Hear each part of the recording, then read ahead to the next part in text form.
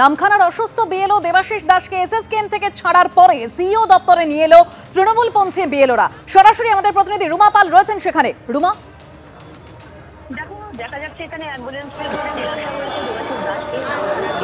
অ্যাম্বুলেন্সে করে নিয়ে আসা হয়েছে দেবাশিস দাসকে। নামখানার বিএলও অসুস্থ রয়েছেন বেশ কয়েকদিন ধরে। এই মুহূর্তে যা তারা জানাচ্ছেন যে তিনি প্যারালিসিস অবস্থায় রয়েছেন, এই ডাক্তারি পরিভাষায় যেটা বলা হচ্ছে, এবং তিনি খুবই অসুস্থ।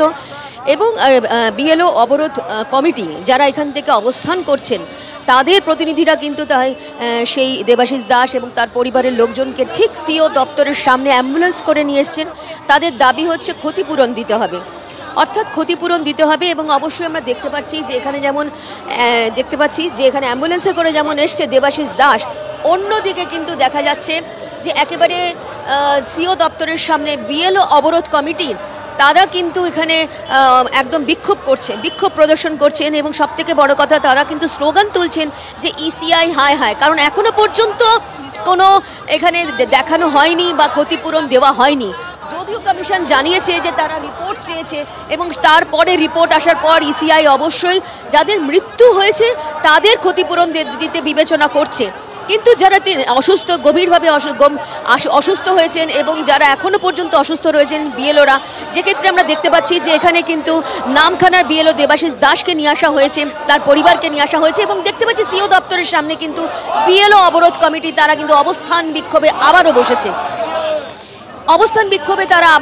আমরা দেখতে পাচ্ছি। এবং তাদের একটাই বক্তব্য, যেভাবে বিএলওদের ওপর অস্বাভাবিক চাপ সৃষ্টি করা হয়েছে, অনেক বিএলওই কিন্তু সেই চাপ না নিতে পেরে তারা অসুস্থ হয়েছেন, হাসপাতালে ভর্তি হয়েছেন। এবং এই মুহূর্তে কিন্তু দেবাশিস দাসের যে অবস্থা, বিএলওরা আমরা রুমা সেই ছবি দেখতে পাচ্ছেন, তারা এই মুহূর্তে অবরোধ করছেন, ওখানে একেবারে স্লোগান দিচ্ছেন। ধন্যবাদ রুমা।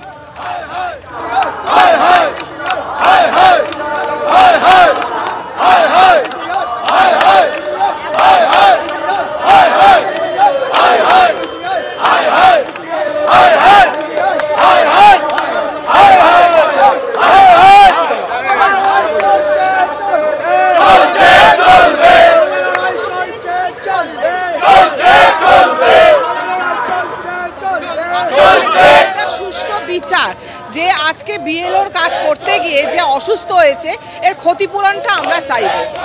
যেভাবে অল্প সময়ের মধ্যে যেভাবে কাজের প্রেশার দিয়ে বিনা প্রপারলি যেটাকে ট্রেনিং না দিয়ে যে প্রেশারটা ওদের মধ্যে পড়েছে, এটাই ওদের অসুস্থতার কারণ। মানসিক চাপ, এবং কাজ যদি ঠিক মতন করতে না পারে তার জন্য তাদের পানিশমেন্ট হবে, জেল হাজত হতে পারে। এই ভয়, এই টেনশনে এরা কিন্তু অসুস্থ হয়ে গেছে। এবং যেভাবে অল্প সময়ের মধ্যে কাজ করতে হচ্ছে, ওরা অসুস্থ হচ্ছে এবং কেউ কেউ প্রাণ হারিয়েছে। এবিপি আনন্দ, এগিয়ে থাকে, এগিয়ে রাখে।